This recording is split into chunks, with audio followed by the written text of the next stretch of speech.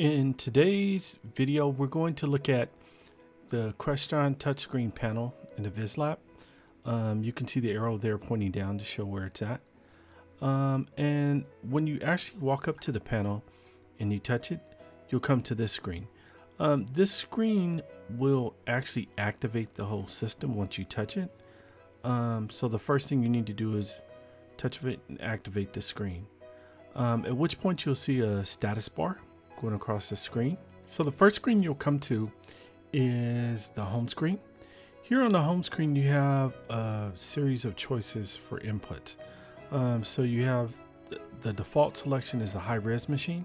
You also have a choice of a Windows PC machine. The other three that are commonly used are the HDMI 1, HDMI 2, and HDMI 3. This is where you can plug in your own laptop.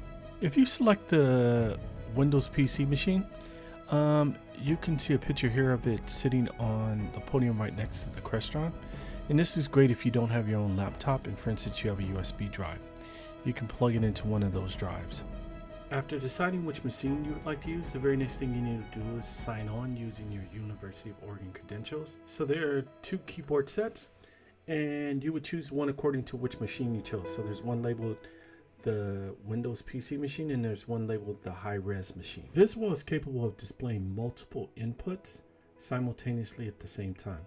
You can configure this from the Crestron control panel under the Advanced Display tab. Once you're on the Advanced Display tab, you'll have several choices along the left-hand side. The first is a one input single display. The second choice you have underneath that is two side-by-side displays. Underneath that is a third display, which is you can have four inputs in a quad display.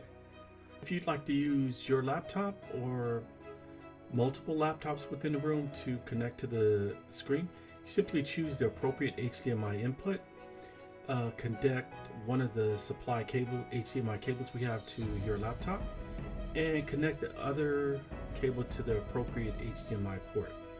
And that concludes this how-to guide. I hope you found this information helpful.